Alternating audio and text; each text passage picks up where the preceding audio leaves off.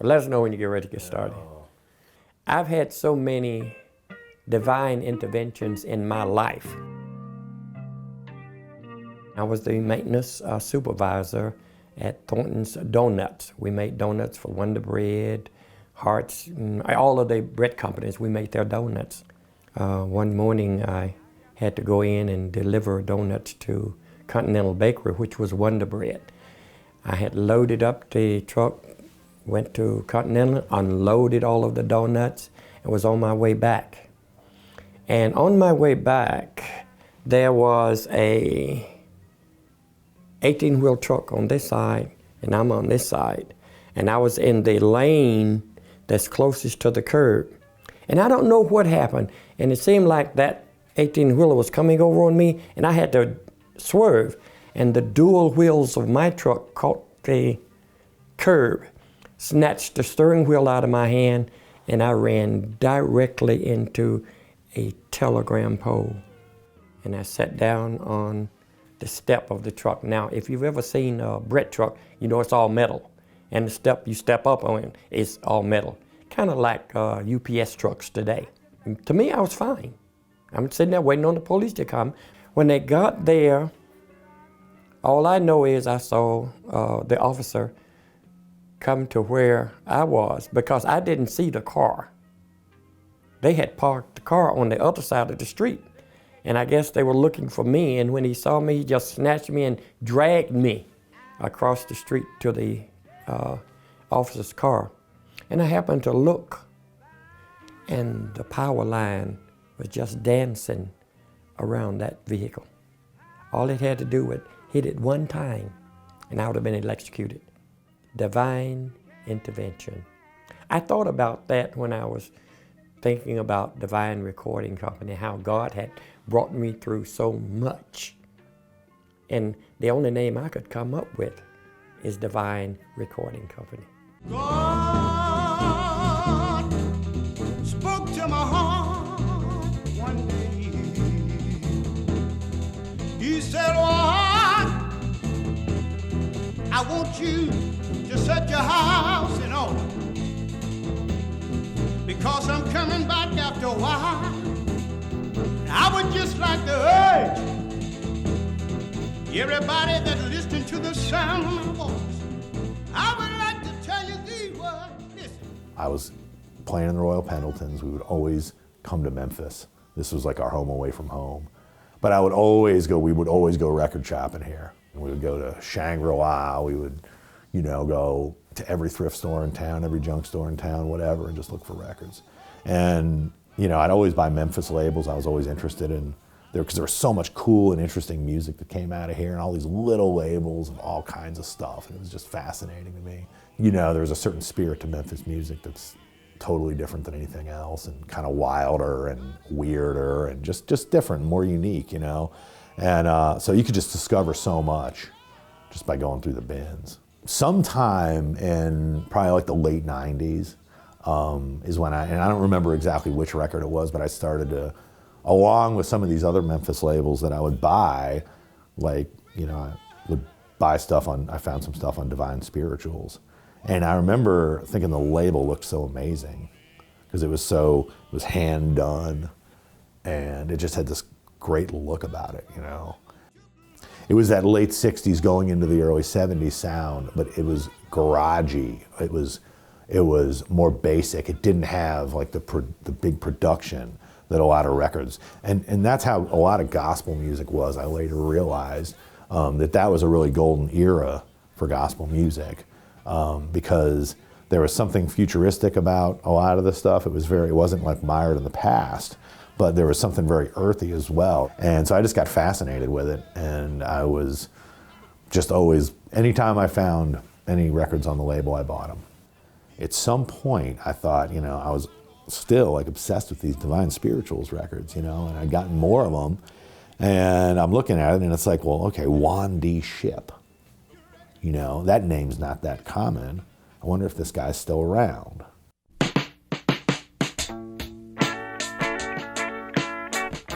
I was a DJ at KWAM, and there was a local person I think Designer Records was doing a lot of recording of the groups here locally, but I didn't like the sound. I had been at the radio station now for a few years, and bless my bone ways and Cousin Eugene, we were talking about the sound that the local artist was getting as compared to the sound of the professional artist.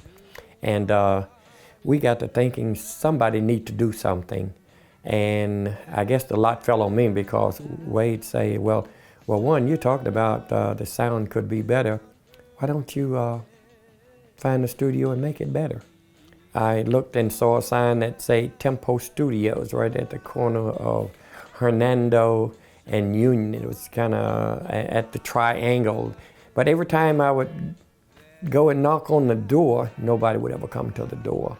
Until finally, one day I decided, instead of just knocking on the door, I'd go to some of the business and see if they knew. And there was a coffee shop, sandwich shop around the corner from the studio door. And I went in there and asked the young lady behind the counter if she knew who owned Tempo Studios and did she know them. And there was a fellow in the back, evidently he heard me. He came up and he just stood, he didn't say anything. And she said, yeah, I know who owns it. And she said, talk to that fellow right there. So I went to look at it, he said, I own it. And we just had a great big laugh because he was listening at me all the time. And I told him what I wanted. And what I wanted to do, I told him I wanted to cut gospel groups if possible. And he said, oh, I've been wanting to do that for a long time. So he invited me up to look at his studio. And that's how Divine got started from that moment.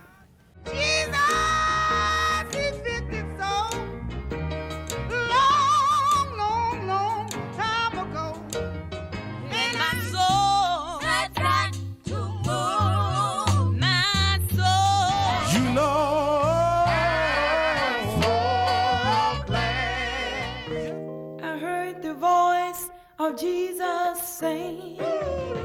Elizabeth King and the Gospel Souls was the first ones that I really recorded because one of the members of the Gospel Souls was a member of the church that I pastored. From what I understand, the first record came out, Liz King, and it just really made a lot of noise here in Memphis because she'd already won the Gospel Singing Cup.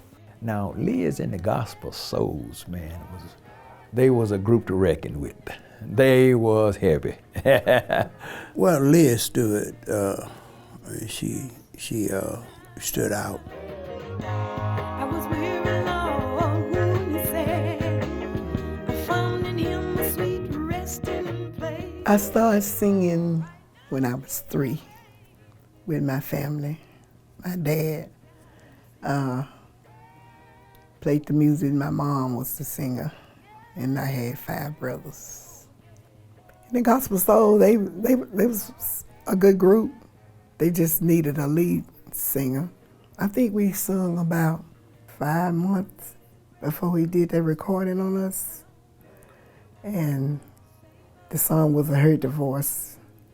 And it went good. And after that, Pastor Shipp was getting groups from different places, to come because he had a real good sound. Clyde, he had a band called the Snarley Ranch Boys, and I don't know how much recording he did with them, if he did much at all, but he did do country western type of music. Clyde Leoppard was a drummer and a band leader. The Snarley Ranch Boys were sort of this vehicle for all these legendary people to pass through on their way to stardom, if you will. Like, Warren Smith was in that band. He was singing in the Snarley Ranch Boys before he, recorded his records for Sun. Barbara Pittman was singing in the band before she recorded her records for Sam Phillips.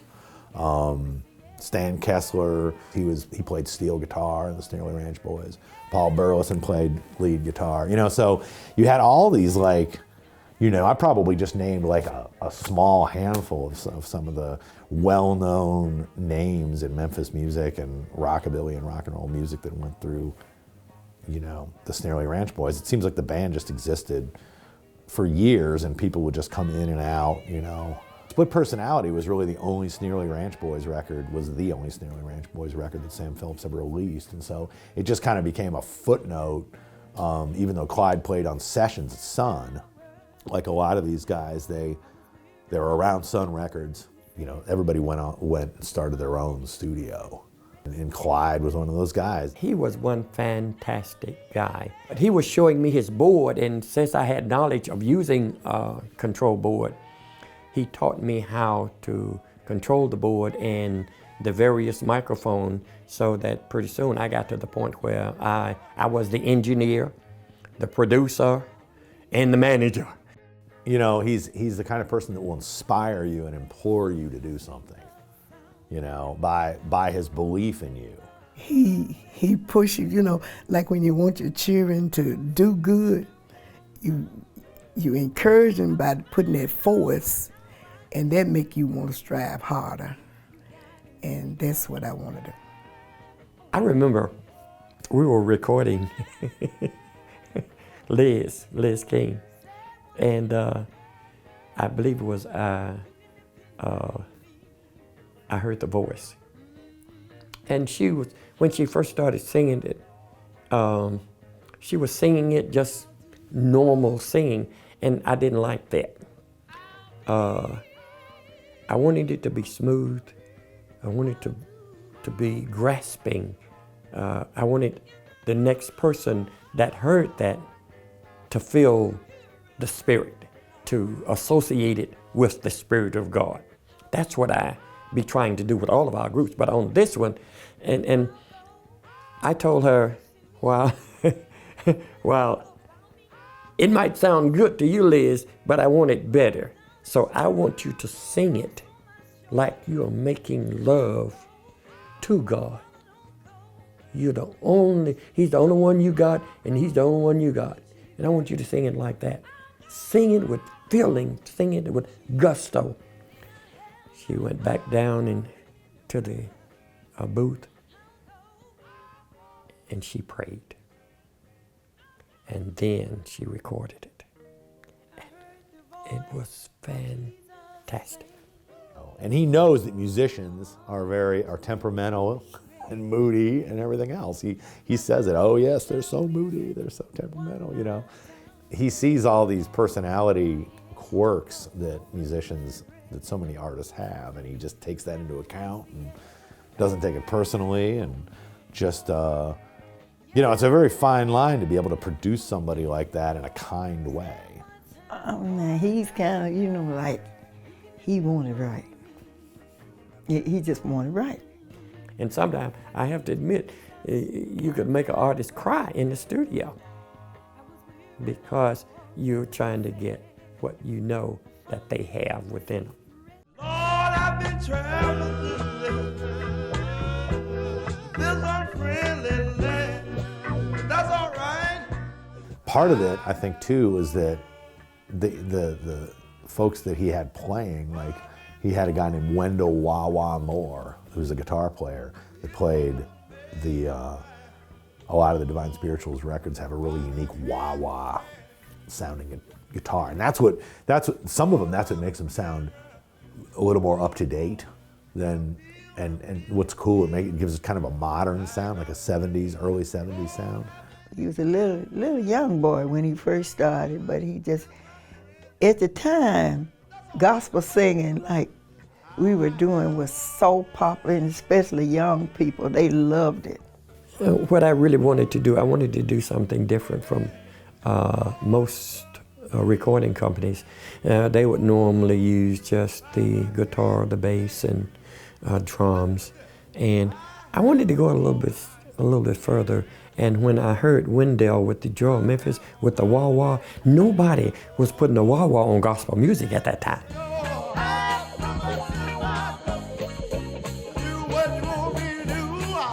There's a leak in this old building, and my soul has got to move. My soul has got to move. He came to one of our programs. And we met him there. We signed on this program, and we met him there. He approached us, how would y'all like to make records? Fine. Now the people in Millington already knew of the Vaughn sisters, but we never left Millington. We stayed, and so when we started singing in the city, come on up in here. We thought we were somebody, you know.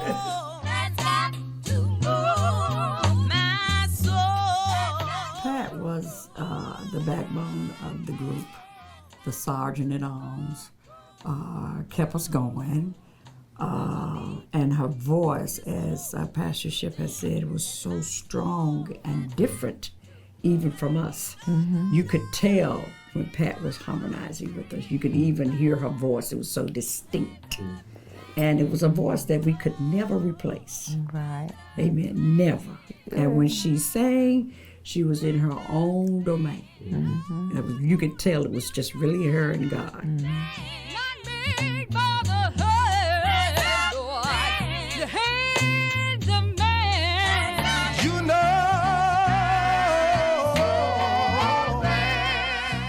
I tell you what happened. The Traveling Stars was singing when I was a little boy. And it just, through generations, the older guys quit, died out, and new blood came in. And I was singing in my church choir, and Ben Franklin, he was the main leader for the group at that time. And they was over there, and the next thing I know, I was singing with the Traveling Stars. All the time, no matter. Yes, I know. Yes, I know. He and I got acquainted. I used to hear him on broadcasts on the radio, and so he heard some of my. Well, he knew some of my former stuff that I put out years ago.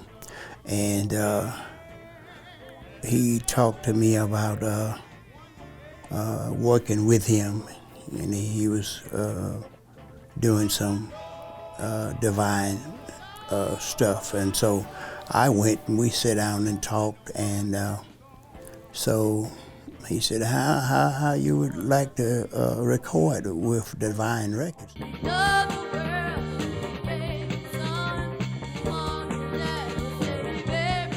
After we had gotten with Divine Spiritual, he changed our name from the Memphis Spiritualists to the Divine Spiritualists.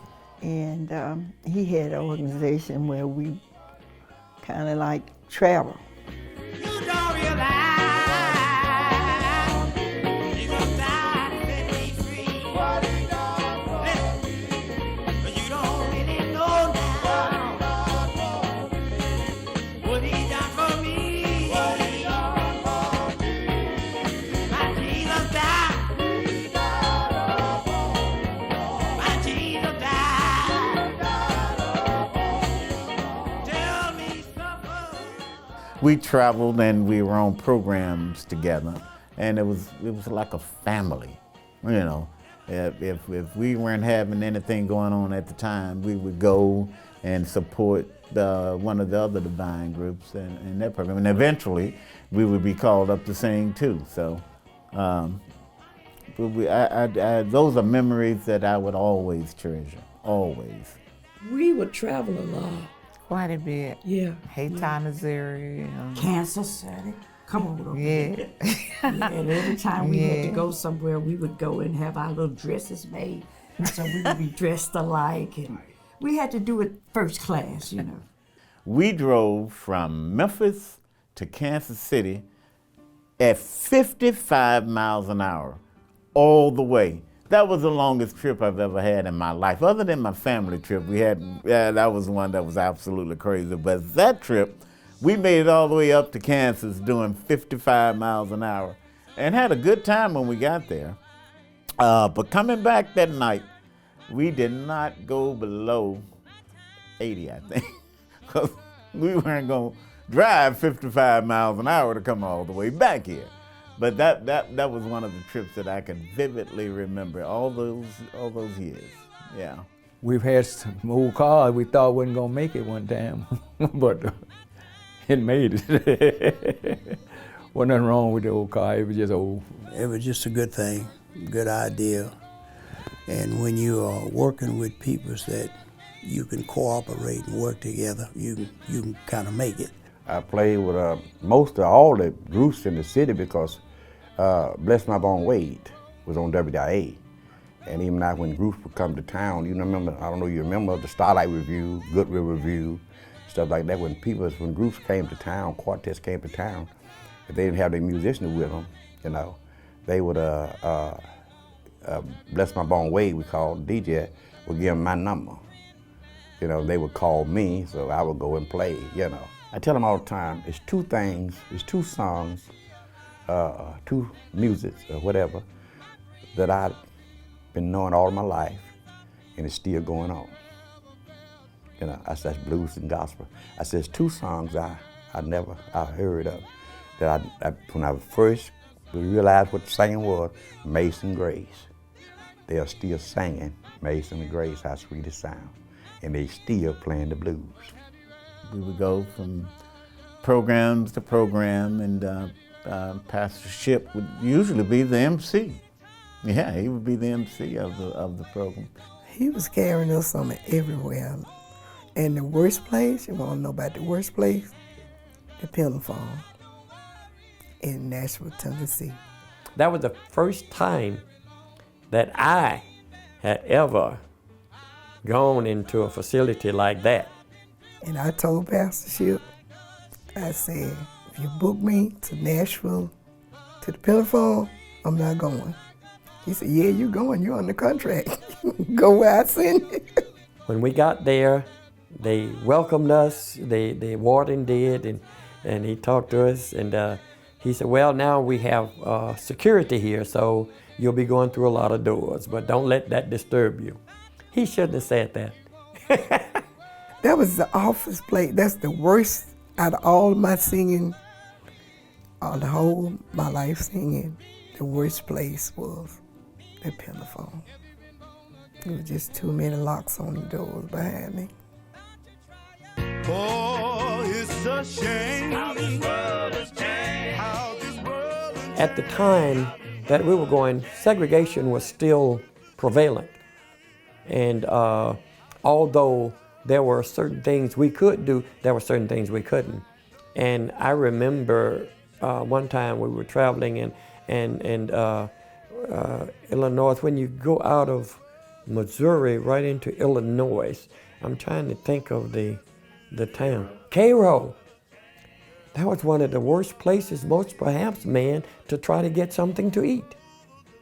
Because you'd see this big sign, but you couldn't go through the front door. They had a little small place in the back. You had to go back there and order. And it was really terrible. People looking at you like you don't belong. So back in the day, you had to really have thick skin. And that's why we had to carry a lot of times our food with us when we traveled, because of the fact I didn't like the idea of going to the back door.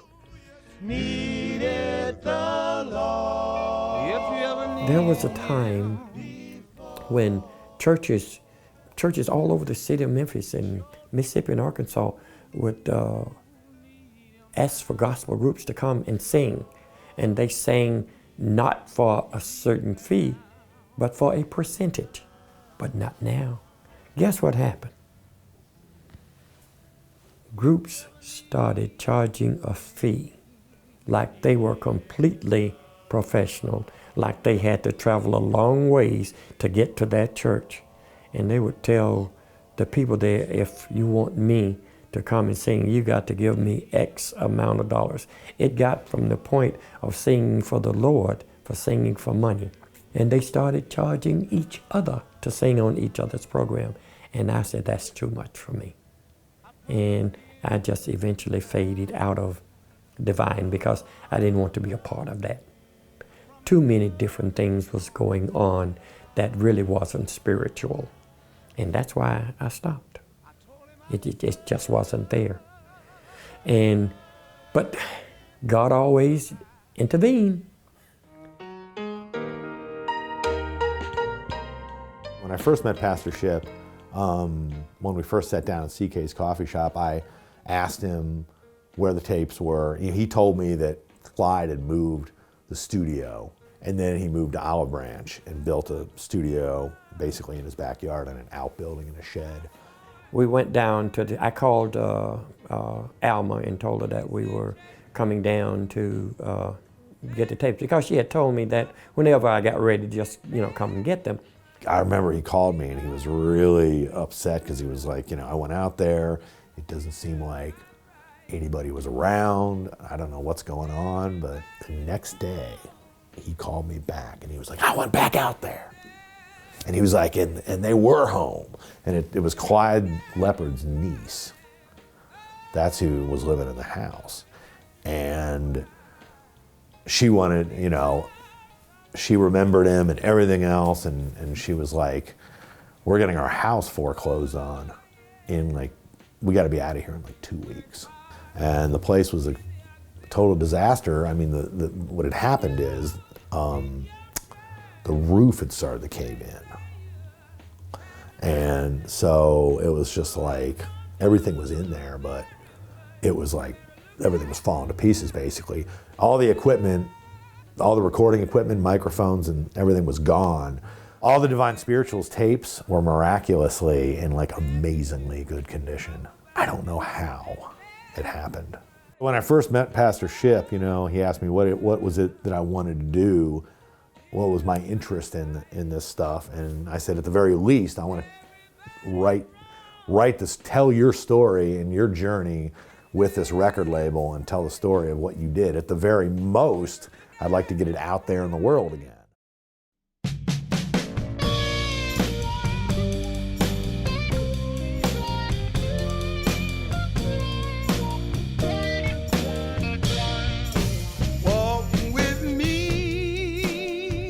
Pastor Shipp and I spent about 6 months transferring 300 audio tapes, and he would bring in people like Elizabeth King, and they would hear their recordings for the first time in 40 years.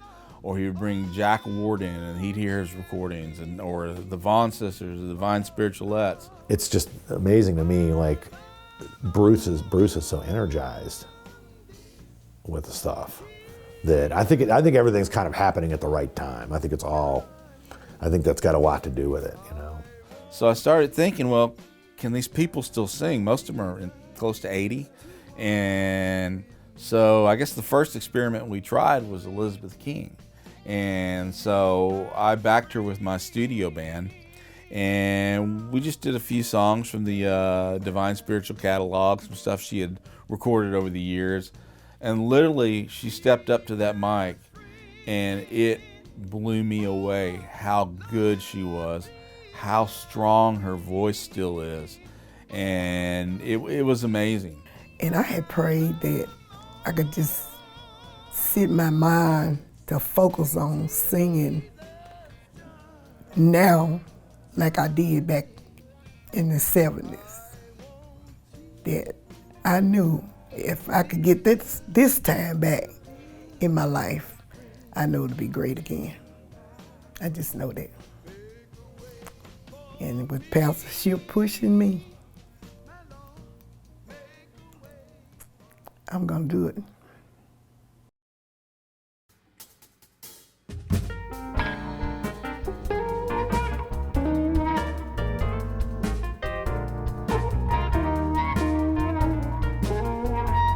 Lord, I can't do nothing till you come. Lord, I can't do nothing till you come. Oh, Lord, I can't sing, I can't pray. Oh, I can't live right day by day. Oh, Lord, just can't do nothing till you come. I think we've done some good things, not only for our local groups, but those from Memphis to Chicago to Detroit, parts of Mississippi and Arkansas. I think one of my legacies is that he was one producer, preacher that wasn't afraid to use things that were used on the other side of the fence in gospel. I think that's going to be one of my legacies. The next for Divine, I believe, is that Divine presented a person at their best. I think that's the other legacy, because anybody that you would talk to say, I would work them to death to get the best. So I think that would be the greatest legacy. I was different, and I always tried to present the best. I think that's what legacy I'll leave with Divine.